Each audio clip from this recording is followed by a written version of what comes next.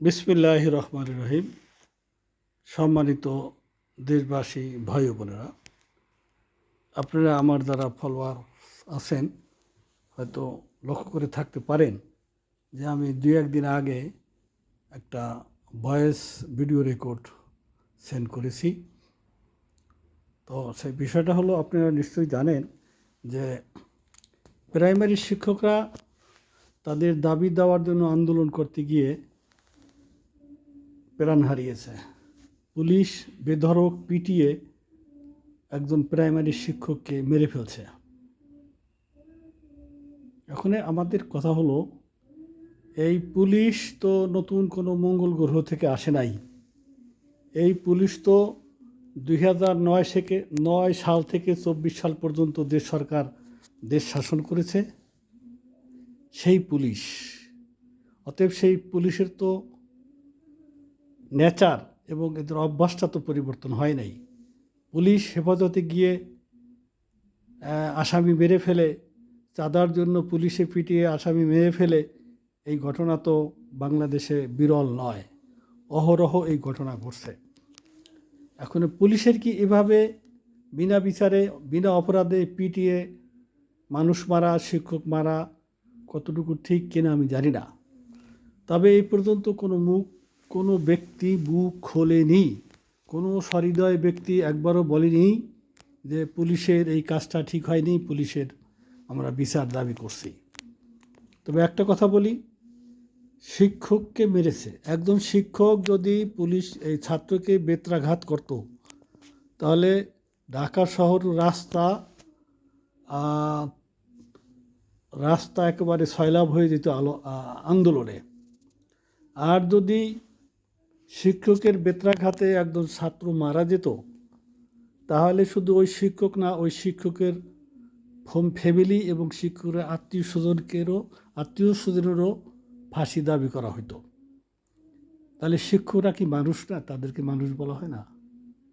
তো এখানে আমার কথা হলো আমি এখানে আরেকটি দুর্বসত্য কথা বলবো যে প্রাইমারি শিক্ষকদের এই আন্দোলনের কথা, দাবির কথা এখনই মনে পড়ল? 2009 সাল থেকে 2024 সালের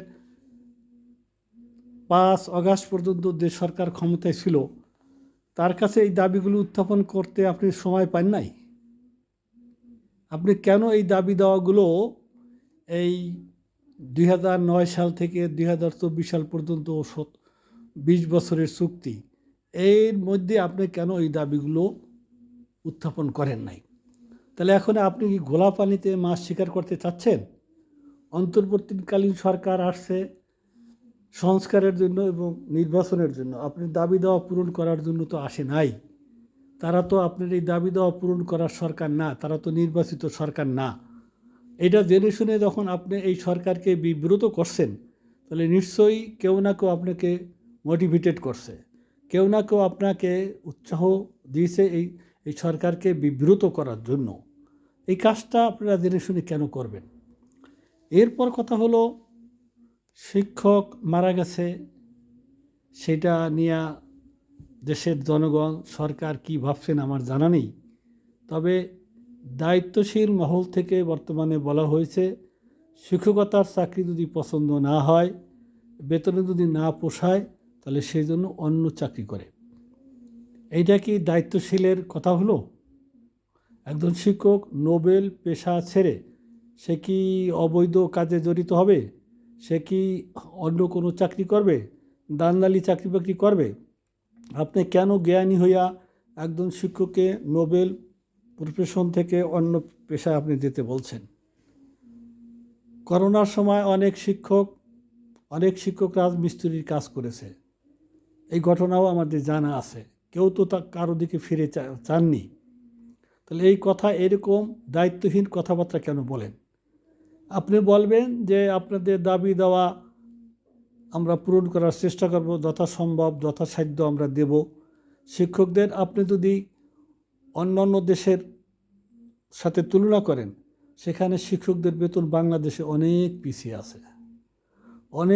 আছে। অন্যান্য দেশের সাথে যদি তুলনা করেন, গার্মেন্টস শ্রমিকদের বেতন অনেক পিছিয়ে আছে। তাহলে আপনি ভারতের কথাই যদি চিন্তা করেন, বেশি দূরে না গিয়ে আমাদের পাশাপাশি কান্ট্রি ভারতের শিক্ষকদের জন্য স্বতন্ত্র বেতন স্কেল। সেখানে একজন শিক্ষক যে বেতন পায় তা দিয়ে 4টা ডাল ভাত খেয়ে বাঁচতে পারে। আমাদের প্রাইমারি থেকে শুরু করে বিশ্ববিদ্যালয়ের শিক্ষক যারা আছেন তাদের কি উচ্চবিলাসী জীবনযাপন আপনি লক্ষ্য করেছেন? অবশ্যই না। আপনি লক্ষ্য করবেন একদম বিশ্ববিদ্যালয়ের শিক্ষক পর্যন্ত এই শীতের সিজনে স্যান্ডেল পায়দা সাফারি পরে। প্রতিদিন যে স্যুট কোট পরতে পারে তা না, তারা যে নিজস্ব গাড়িতে চলাফেরা করতে পারে তা না। আপনি প্রশাসনিক লোককে দেখেন, পুলিশের একজন সাব ইন্সপেক্টরকে দেখেন, সে মাসে কী পয়সা ইনকাম করে, তার মেয়ে কত টাকা ব্যয় করে, সেই মেয়েকে কন্ট্রোল করতে না পেরে সেই মেয়ে ঐশী পুলিশ কর্মকর্তা এবং তার ওয়াইফকে 4 সাথে 60টা ঘুমের বড়ি খাইয়ে ধ্বংস করে দিয়েছে একটা ফ্যামিলি। এইটা তো চোখে আঙ্গুল দিয়ে বলতে হবে না, আপনারা সবাই জানেন। ঐশী নামে একটা মেয়ে পুলিশের একজন কর্মকর্তা, সেই মেয়েকে কন্ট্রোল করতে পারছে না, মেয়ে আউট অফ কন্ট্রোল হয়ে গেছে। সেই মেয়েকে শেষ পর্যন্ত তার বন্ধুকে বাসায় নিয়ে তাকে অজ্ঞান করে, চার ভিতরে 60টা ট্যাবলেট দিয়ে অজ্ঞান করে মা এবং বাবাকে মেরে ফেলছে। একটা মেয়ে মা এবং বাবাকে মেরে ফেলে, আমার জানা নেই, আমার বয়স যা হয়েছে, আমার এই বয়সে আমি শুনি নাই, এমন কোনো ইতিহাস শুনি নাই পৃথিবীতে যে কোনো কন্যা সন্তান বাবা এবং মাকে মেরে ফেলছে। পুত্র সন্তান বাবাকে মেরে ফেলছে, এরকম রাজাদের ইতিহাস বহু আছে। মাকে গাঁজাখোর নেশাখোর সন্তান মেরে ফেলছে, এরকম ইতিহাস আছে।